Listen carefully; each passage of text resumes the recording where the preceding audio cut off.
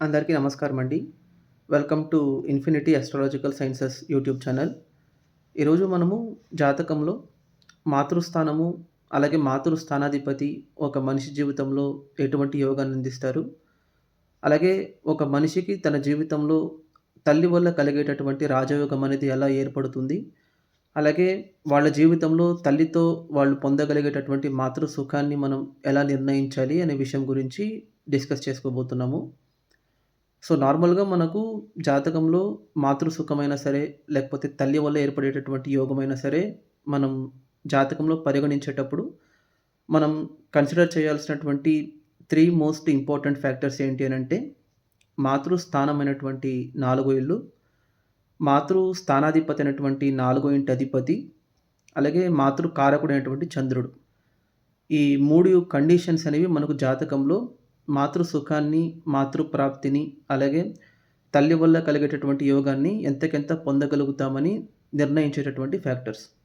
So, ఈ 3 factors మనకు జాతకంలో ఎంతకెంత బలంగా ఉంటే, ఎంతకెంత శుభత్వం పొంది ఉంటే, అంతకంత వాళ్లకు లైఫ్‌లో మాతృ సుఖమైనా సరే, తల్లి వల్ల పొందాల్సినటువంటి లవ్ అండ్ అఫెక్షన్ అయినా సరే, కేరింగ్ అయినా సరే, లేకపోతే తల్లి వల్ల ఏర్పడేటటువంటి యోగంనైనా సరే నిర్ణయిస్తుంది మనం. సో, ఇప్పుడు నార్మల్‌గా మనకు మాతృస్థానం గురించి మనం మాట్లాడుకునేటప్పుడు, జాతకంలో మనకు నాలుగో ఇంట్లో ఉన్నటువంటి గ్రహాలనేవి మదర్‌తో ఉన్నటువంటి రిలేషన్‌షిప్‌ని ఎఫెక్ట్ చేసేటటువంటి ఫ్యాక్టర్స్. అంటే నాలుగో ఇంట్లో మనకు శుభగ్రహాలుంటే అది మనకు తల్లితో ఉన్నటువంటి రిలేషన్‌షిప్‌ని మంచిగా ఉంచే రకంగా చూసుకుంటుంది. జనరల్ డిక్టమ్ ప్రకారం ఫోర్త్ హౌస్ అనేది మనకు సుఖస్థానం అవుతుంది కాబట్టి, సుఖస్థానాల్లో యోగాన్నివ్వగలిగే గ్రహాలన్నీ మనకు శుభగ్రహాలే అండి. అంటే ఇక్కడ శుభగ్రహాలంటే నేను చెప్పేది నైసర్గిక శుభగ్రహాలు. ఫర్ ఎగ్జాంపుల్ శుక్రుడు కానీ, చంద్రుడు కానీ, బుధుడు కానీ, ఆహ్, గురువు కానీ వీళ్ళందరూ మనకు మాతృస్థానంలో యోగాన్నివ్వగలిగే గ్రహాలు. అలాగని ఇప్పుడు క్రూర గ్రహాలు మాతృస్థానంలో ఉంటే వాళ్ళు మంచి చేయరని గనుక చెప్పుకుంటే అలా కూడా ఏం లేదండి. ఈవెన్ సూర్యుడు, కుజుడు, శనీశ్వరుడు, రాహు, కేతు వీళ్ళు కూడా మాతృస్థానంలో యోగాన్నిస్తారు. ప్రొవైడెడ్ వాళ్ళక్కడ స్థాన బలం పొందాలి. అంటే ఎయిదర్ వాళ్ళు మాతృస్థానంలో ఉచ్చక్షేత్రంలో ఉండాలి, స్వక్షేత్రంలో ఉండాలి, లేదా మిత్రక్షేత్రంలో ఉండాలి. సో, నార్మల్‌గా ఏంటంటే మనకు మాతృస్థానంలో ఉన్నటువంటి గ్రహాలు నార్మల్‌గా మదర్‌తో ఉన్న రిలేషన్‌షిప్‌ని ఇండికేట్ చేస్తుంది కాబట్టి, సౌమ్య గ్రహాలు గనక మాతృస్థానంలో ఉంటే మదర్ వల్ల పొందగలిగే ఎఫెక్షను, కేరింగ్ అనేది కొంచెం సూతింగ్‌గా, స్మూత్‌గా ఉండే రకంగా చూసుకుంటుంది. అంటే మదర్ కూడా కొంచెం సాఫ్ట్ నేచర్డ్‌గా, కేరింగ్‌గా ఉంటారు. అదే క్రూర గ్రహాలు కనుక నాలుగో ఇంట్లో బలపడితే నార్మల్‌గా కొంచెం అబ్యూజివ్‌నెస్ అనేది ఉంటుంది. కానీ లవ్ అండ్ అఫెక్షన్‌ను, అబ్యూజివ్‌నెస్ అనేది వేరండి. అంటే ఒక్కొక్కరు ప్రేమను ఒక్కొక్క రకంగా ఎక్స్‌ప్రెస్ చేస్తారు. కొంతమంది పిల్లల్ని కొట్టి బాగు చేయాలని చూస్తారు. కొంతమంది మాటలతో బాగు చేయాలని చూస్తారు. So, it depends on benefic ప్లానెట్సా, మేల్ఫిక్ ప్లానెట్సా, ఫోర్త్ హౌస్‌ని మనకు ఏ గ్రహాలు ఇన్‌ఫ్లుయెన్స్ చేస్తున్నాయనే దాని మీద ఆధారపడుతుంది మనకు. ఇప్పుడు ఫర్ ఎగ్జాంపుల్ కొంతమంది జాతకాల్లో ఏంటంటే, నాలుగో ఇంట్లో గ్రహాలే లేనప్పుడు వాళ్ళ పరిస్థితి ఏంటి అని గనక చూసుకోవాల్సొస్తే, నాలుగో ఇంట్లో గ్రహాలు లేకపోతే ఇంకా మంచిదండి. ఎందుకంటే నార్మల్‌గా జాతకంలో ఏ స్థానంలోనైనా సరే గ్రహాలు లేకపోతేనే ఆ స్థానం అనేది ప్రశాంతంగా ఉంటుంది. సో, అలాంటప్పుడు ఆ స్థానం యొక్క ఫలితాలు అనేది మనకు జాతకంలో ఆ స్థానాధిపతి నిర్ణయిస్తారు. సో, ఇప్పుడు ఫర్ ఎగ్జాంపుల్ ఫోర్త్ హౌస్‌లో గ్రహాలు ఉన్నా, ఫోర్త్ హౌస్‌లో గ్రహాలు లేకపోయినా, ఆ ఫోర్త్ హౌస్ యొక్క ఫలితాల్ని మనకు నిర్ణయించేదొచ్చేసి ఫోర్త్ లార్డ్ యొక్క కండిషన్.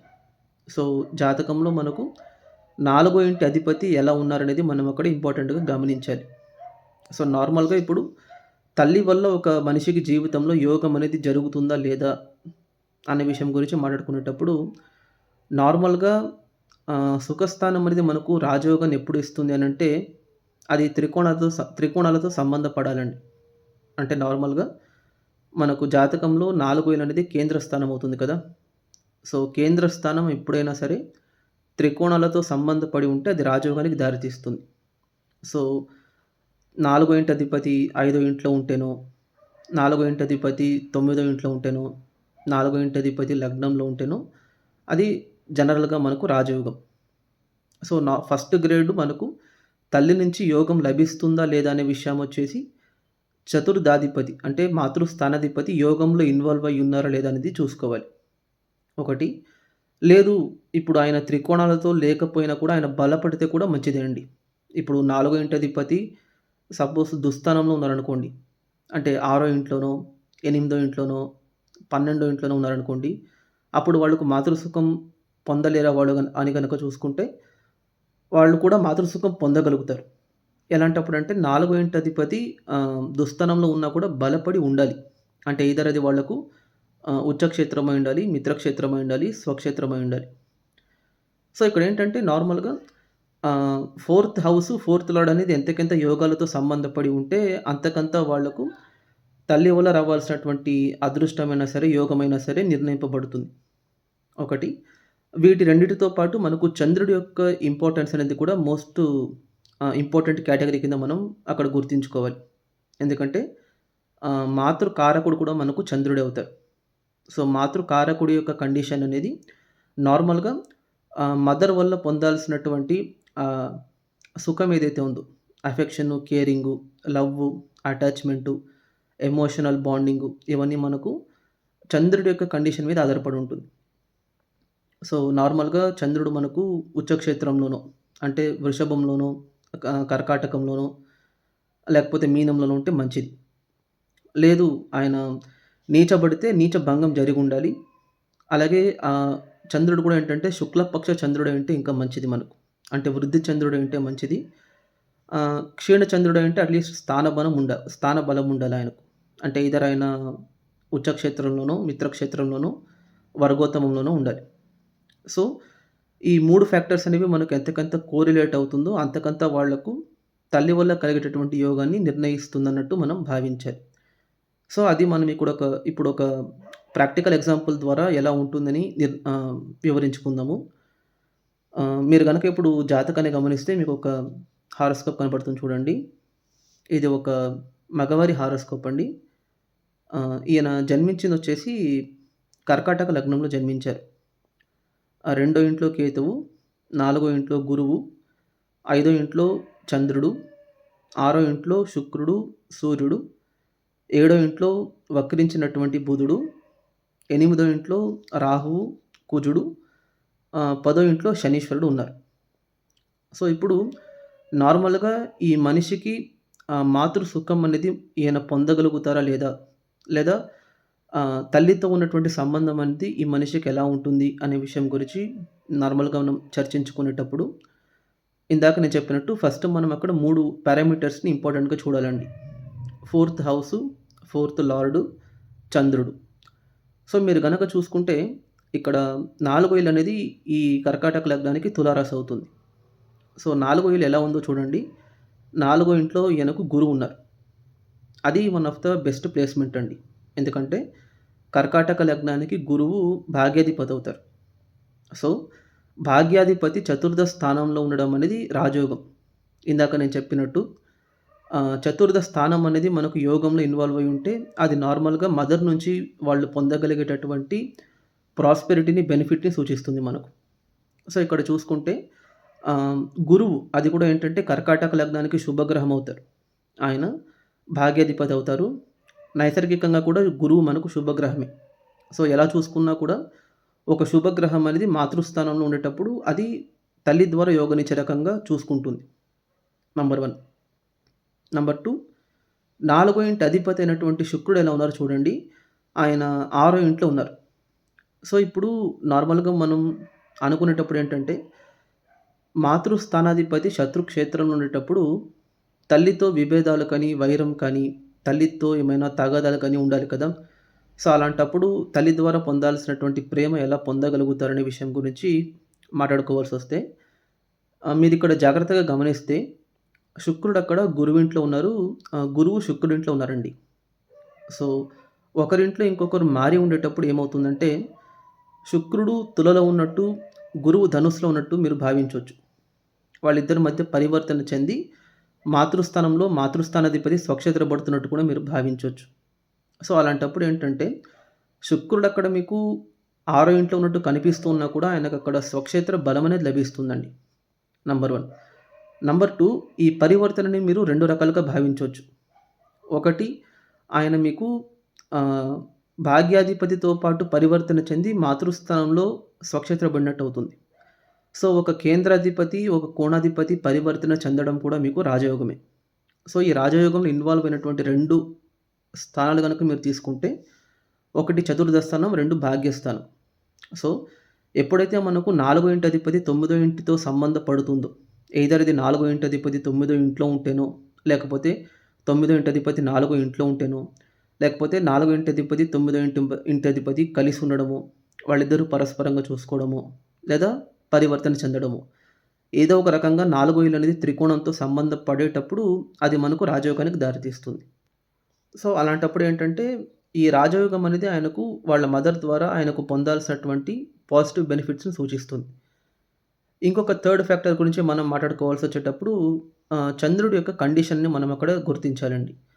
సో, ఇక్కడ చూసుకునేటప్పుడు చంద్రుడు ఈ లగ్నానికి 5దో ఇంట్లో వృశ్చికంలో నీచబడి ఉన్నారు.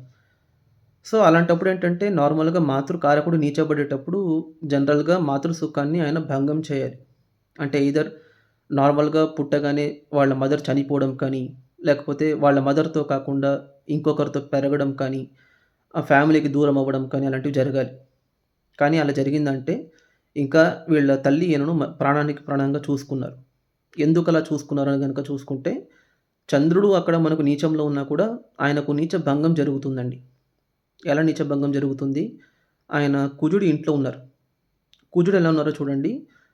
అక్కడ శనీశ్వరుడి ఇంట్లో శనితో పాటు పరివర్తన చెంది ఉన్నారు. అంటే కుజుడు కుంభంలో ఉన్నారు, శని మేషంలో ఉన్నారు.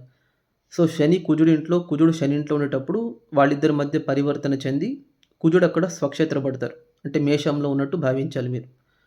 సో, అప్పుడేమవుతుందంటే చంద్రుడు ఉన్నటువంటి రాశ్యాధిపతి కుజుడు స్వక్షేత్రపడేటప్పుడు చంద్రుడికి అక్కడ నీచ భంగం జరుగుతుంది.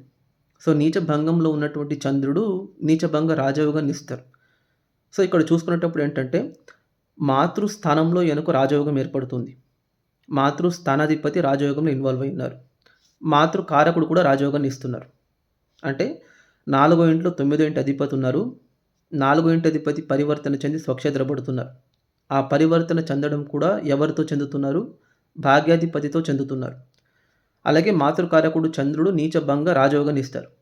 సో, మాతృస్థానము, మాతృకారకుడు, అలాగే మాతృస్థానాధిపతి ముగ్గురు రాజయోగంలో ఇన్వాల్వ్ అయి ఉండేటప్పుడు తల్లి ద్వారా ఈయనకు లైఫ్‌లో చాలా మంచి యోగమైనా సరే, బెనిఫిట్స్ అయినా సరే, ప్రాస్పెరిటీ అయినా సరే జరుగుతుందన్నట్టు భావించాలి. సో, అది ఎలా జరిగిందని గనక చూసుకుంటే, ఆయన పుట్టింది శని దశలో జన్మించారు అండి. అంటే శని దశ ఆయనకు 1970 నుంచి 1986 వరకు జరిగింది. 16 ఏళ్ళు.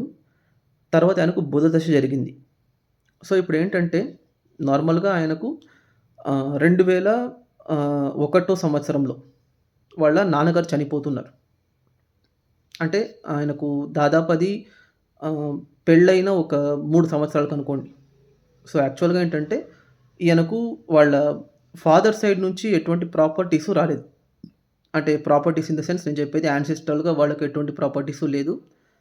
మెయిన్‌గా ఏంటంటే వీళ్ళ మదర్ సైడ్ ఫ్యామిలీ నుంచి అంటే వీళ్ళ మదర్ వాళ్ళ ఫాదర్ నుంచి ఈయనకు దాదాపు ఒక 75 ఏకర్స్ ల్యాండ్ వచ్చిందండి. అది ఎప్పుడొచ్చింది అని గనక చూసుకుంటే బుధుడి తర్వాత కేతువు, కేతు తర్వాత శుక్ర దశలో వచ్చింది. 2020లో వచ్చింది.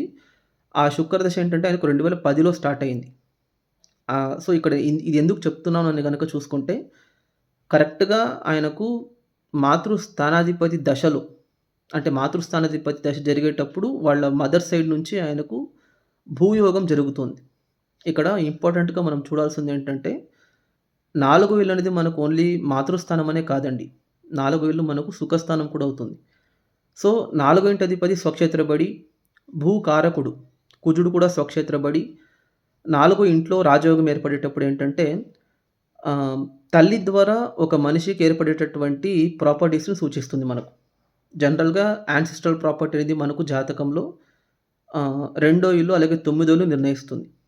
ఇక్కడేంటంటే ఈయనకు గురువు 4వ ఇంట ఉండేటప్పుడు ఏంటంటే వాళ్ళ తండ్రి వల్ల ఈయనకి ఎటువంటి ఆస్తి రావట్లేదు. అంటే ప్యాటర్నల్ ప్రాపర్టీ అనేది పెద్దగా పొందలేకపోయినా కూడా ఆయన మాతృస్థానంలో మాతృస్థానాధిపతితో పాటు పరివర్తన చెంది రాజయోగాన్ని ఇచ్చేటప్పుడు తండ్రి ద్వారా ఇయ్యాల్సినటువంటి రాజయోగాన్ని తల్లి ద్వారా ఇస్తున్నట్టుగా చూపిస్తున్నారు ఇక్కడ మనకు. అంటే దాని అర్థం ఏంటంటే, ధనయోగంలో ఇన్వాల్వ్ అయినటువంటి మాతృస్థానాధిపతి. అంటే ఈ లగ్నానికి 2 ఇంటి అధిపతి సూర్యుడవుతారు. 11 ఇంటి అధిపతి శుక్రుడవుతారు. అంటే మాతృస్థానాధిపతే ఈ లగ్నానికి లాభాధిపతి అవుతారు. సో, ధన లాభాధిపతుల ఇద్దరి కలయిక కూడా మనకు లక్ష్మీ యోగానికి దారితీస్తుంది. ఆ లక్ష్మీ యోగంలో మనకు ఎవరు ఇన్వాల్వ్ అయినారు? మాతృస్థానాధిపతి శుక్రుడు ఇన్వాల్వ్ అయ్యున్నారు. మళ్ళీ ఆయన భాగ్యాధిపతితో పాటు పరివర్తన చెందుతున్నారు. అంటే ధనము, భాగ్యము 2 మాతృస్థానంతో కనెక్ట్ అయ్యేటప్పుడు అది మదర్ ద్వారా పొందాల్సినటువంటి ఫినాన్షియల్ ప్రాస్పెరిటీని, మెటీరియలిస్టిక్ గెయిన్స్‌ని సూచిస్తుంది. అది కూడా ఏంటంటే పర్టిక్యులర్‌లీ వాళ్ళ అమ్మగారికొచ్చింది, ఆయనకు బుధదశ జరిగేటప్పుడొచ్చింది. వాళ్ళ తాతగారి సైడ్ నుంచి. కానీ వాళ్ళ మదర్ నుంచి ఈయనకు ట్రాన్స్‌ఫర్ అవ్వడం అనేది కరెక్ట్‌గా మాతృస్థానాధిపతి దశలో జరుగుతుంది. ఈ ఎగ్జాంపుల్ చెప్పడానికి మెయిన్ రీజన్ ఏంటంటే, నేను ఓన్లీ ఇప్పుడు వాళ్ళ అమ్మగారి సైడ్ నుంచి ప్రాపర్టీస్ వచ్చింది కాబట్టి, అది మాతృ యోగం అని చెప్పట్లేదు నేనిక్కడ. మాతృయోగం అంటే ఏంటంటే, కొంతమందికేంటంటే లైఫ్‌లో మదర్ అనేవాడు పెక్యులర్ రోల్ ప్లే చేస్తారండి. అంటే చాలామందికేంటంటే చిన్నప్పుడే వాళ్ళ ఫాదర్ చనిపోయి కంప్లీట్ వాళ్ళ కేరు, వాళ్ళ యొక్క రెస్పాన్సిబిలిటీ మొత్తం మదరే తీసుకొని పెంచుతారు. సో, అలాంటి వాళ్ళకి కూడా ఏంటంటే, నైన్త్ హౌస్ చెడిపోయినా కూడా ఫోర్త్ హౌస్ బలపడేటప్పుడు మదర్ సైడ్ నుంచి పొందాల్సినటువంటి కేరు, అఫెక్షన్ అలాంటివి చాలా మంచిగా పొందగలుగుతారు. చాలామంది రాజకీయ నాయకులు తీసుకుంటే కూడా పెద్ద పెద్ద పదవిలోకి వెళ్ళిన వాళ్ళందరికీ కూడా ఏంటంటే, వాళ్ళ అమ్మగారు బతికుండేంత వరకే వాళ్ళ యొక్క పదవీ కాలం అనేది ఉంటుంది. అంటే చాలామందికి ఇప్పుడు మనం నరేంద్ర మోదీ గారికి తీసుకోండి. ఆయనకొక 68, 67 ఇయర్స్ 67 ఇయర్స్ వచ్చేంత వరకు వాళ్ళ మదర్ బతికున్నారు. చాలామంది సీఎంలు కూడా ఏంటంటే, వాళ్ళు పదవికి వెళ్ళేంత వరకు వాళ్ళ మదర్ ఉంటారు. అంటే ఇక్కడ ఫోర్త్ హౌస్ అనేది ఏంటంటే, ఓన్లీ వాళ్ళకు మదర్ వల్ల ఆస్తి వస్తేనే అది మాతృస్థానం వల్ల కలిగేటటువంటి యోగం అన్నట్టు భావించకూడదు. చాలామందికి 4 ఏళ్ళు రాజయోగంలో ఇన్వాల్వ్ అయ్యుండేటప్పుడు మదర్ ద్వారా వాళ్ళకేదైనా యోగం కలుగుతుంది.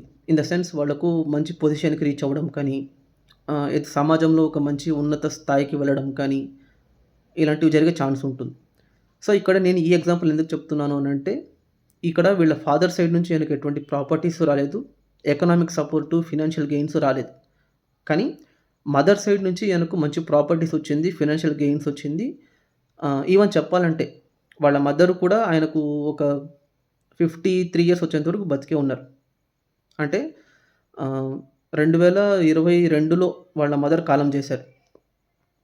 అంటే సో, దాని అర్థం ఏంటంటే, మదర్ వల్ల ఆయనకు లైఫ్‌లో యోగం అనేది కలిగింది. అంటే ఈయన సొంతంగా సంపాదించుకున్న ఆస్తి కంటే, వాళ్ళ మదర్ సైడ్ నుంచి వచ్చినటువంటి ఆస్తిలోనే ఇప్పుడు ఆయన సర్వైవ్ అవుతున్నారు. సో, ఒక రకంగా చెప్పాలంటే మదర్ వల్ల పొందగలిగేటటువంటి అఫెక్షన్ అయినా సరే, లవ్ అయినా సరే, కేర్ అయినా సరే ఆయనకు 4 ఇల్లు, 4 ఇంటి అధిపతి, అలాగే మాతృకారకుడు చంద్రుడు. వీళ్ళ ముగ్గురు ఇచ్చేటటువంటి రాజయోగం వల్ల కలిగిందన్నట్టు మనం భావించాలి. సో, ఇంతవరకు నా వీడియో చూసారనంటే మీకు ఈ వీడియో నచ్చిందని అనుకుంటున్నాను. దయచేసి ఈ వీడియోకి ఒక లైక్ చేయండి, షేర్ చేయండి. మీ యొక్క వాల్యుయబుల్ ఒపీనియన్స్‌ని కామెంట్ రూపంలో తెలియజేయండి. అలాగే ఛానల్‌ని మాత్రం సబ్స్క్రైబ్ చేసుకోవడం మర్చిపోకండి. Thank you.